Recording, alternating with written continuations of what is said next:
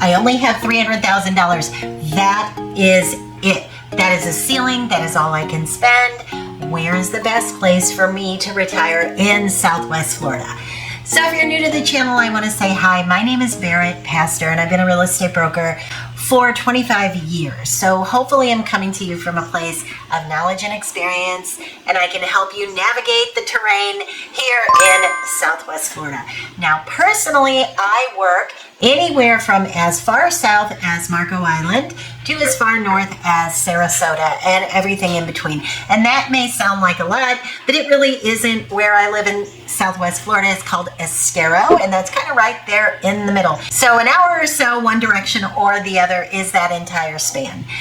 So many people save a little nest egg, and it's always been their dream to move to Florida when they retire. But sometimes you feel like if you're doing that on a budget that you can't move to Florida, or you have to move to the very center of the state where you don't feel like you're living in Florida. And what's the point if it doesn't feel tropical and coastal and all of the things that people ask for when they move to Southwest Florida? So beautiful landscaping, access to water, restaurants outside, a little bit of music, just a nice relaxing lifestyle in retirement without breaking the bank. So in any world, you would think $300,000 is a lot of money, but in today's sort of pricing that we're looking at in real estate, $300,000 in Southwest Florida as a max is a little bit challenging, but not impossible. And I'm going to tell you exactly how you can do it. Okay, so let me start by saying if I can be of help to you anywhere in the state of Florida, please do not hesitate to reach out to me. All of my contact information is always down below. And as I just mentioned, I can help you anywhere in the parts of Southwest Florida that I just mentioned. So, all right, so you have $300,000 all in. Can you make this happen? Yes, you absolutely can. So let me give you a couple different ways you can do this. First of all, if you have, let's say you have $200,000, $250,000 in that range, then I would suggest to you considering a manufactured home that is in a 55 plus community. Now, I would first try to go to one where you own your own land, but that has all the amenities that you're looking for. So something like that you can get in that $200,000 to $250,000 range. You can get a newer, adorable manufactured home that kind of looks like a little cottage, and everyone in the community is 55 plus and retired, hopefully just like you are, and wanting to enjoy a quiet, peaceful life. So why do I like those communities? Well, first of all, I would say to you, don't look at it like I'm not moving to a mobile home. I did not work so hard in life to go live in a mobile home. That is not what you're thinking of when you're thinking of like a mobile home park. Not that there's a time and place for that for everyone. Everyone has to live life in the means that they're able to do it.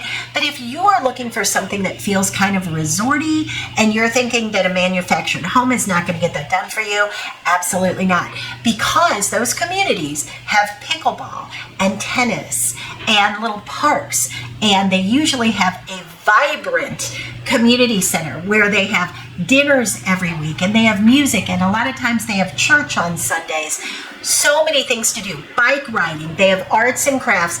My mom and my aunt both have lived in one of those communities in Florida, and they loved it. We have people that request it all the time. We actually have people that will move out of their single family home.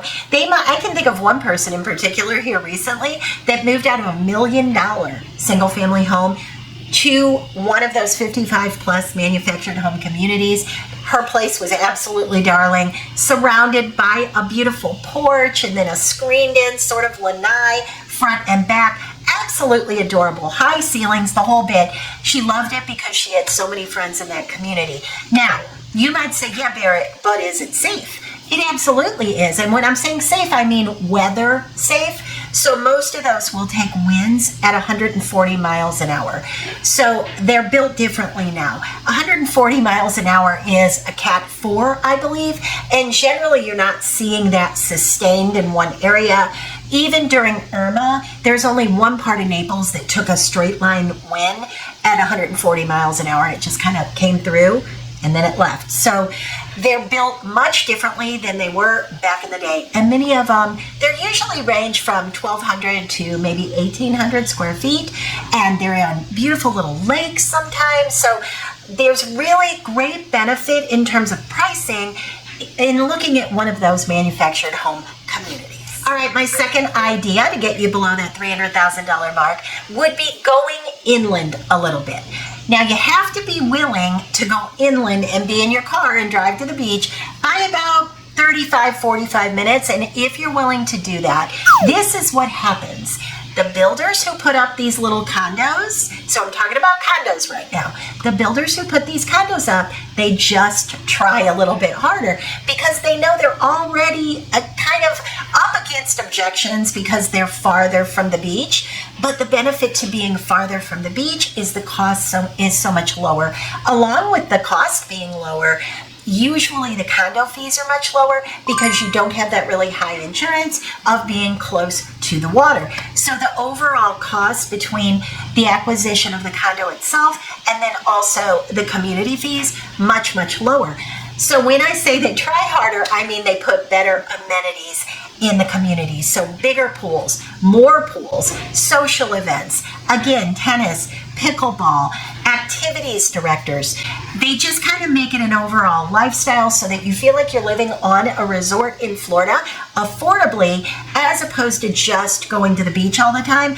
Now, I would also say this to you. I know you love the beach. I understand you love the beach, but the beach, it's hot in Florida. How often are you going to go to the beach? And I also want you to think about this. If you have asthma or COPD or any respiratory things that you deal with, you don't want to be too close to the beach because in Southwest Florida, we do have red tide. And when that red tide comes through, like for myself, I have asthma. So with red tide, you can always look up Lee County or Collier County. It will show where the red tide is most prevalent. So don't feel like you're going to drive 45 minutes to the beach and oh my gosh, there's red tide because you can't see it. Red tide is airborne, but it makes you cough. If you have asthma or COPD, it does kind of, I always say it feels to me like I'm breathing in really, really tiny particles of sand. I don't love that, but I'll know. Even if I didn't look and I go to the beach, I feel it. I'll start coughing immediately. I can't even get out of the parking lot. But if you jump on the website and you look and you say, okay, red tide is at Bonita Beach, I'll take a look at Loudermilk down in Naples, and there might be no red tide there, so you just drive down there. So you just want to be prepared on that as an aside. But if you're inland, you're never going to deal with that because it doesn't blow out anywhere near that far. I mean, really, if you're farther than a mile from the beach, you're not going to be affected by that. But as I was saying before, pricing is much better if you're inland, and the amenities within the community are much better. All right, and then lastly, the other thing I would say is if you love Naples or you love Sarasota, then target, for the purpose of affordability, the smaller communities around the area. So for example, if we're talking about Sarasota, maybe you're going to look in Nokomis, maybe you're going to look in Osprey, maybe you're going to look in Port Charlotte. Much more affordable if you're willing to drive a half hour or more to the beaches and the amenities and the bigger city. If you're willing to do that, then you're going to get such better pricing. And again, as I mentioned before, many times you will also get better amenities. So even Lakewood Ranch, which a lot of people are familiar with Lakewood Ranch, as you get out farther where the condos are, it's just much more affordable. So again, are you willing to drive a half hour into the beaches? Are you willing to drive a half hour to where restaurants and shopping are? As long as you have a grocery store nearby, then these are things that you can do to make it more affordable for you. So if you were thinking about Naples, maybe you want to go inland Bonita Springs, not coastal Bonita Springs, because that's going to be expensive, but inland. Maybe you want to go inland Estero. Maybe you want to go out towards Ave Maria. So you do have a lot of choices if you're willing to get in your car just a little bit longer. And I am making the assumption assumption that your car has air conditioning. So if you're in your car for 10 minutes, you might as well be in your car for a half hour and save yourself $100,000. So those are a few of my ideas to help you live here in beautiful sunny Southwest Florida without breaking the bank in retirement. Now, if I can be of help to you, please know that all my contact information is always down below in the description box, and I would be happy to find you exactly what you're looking for here in Florida.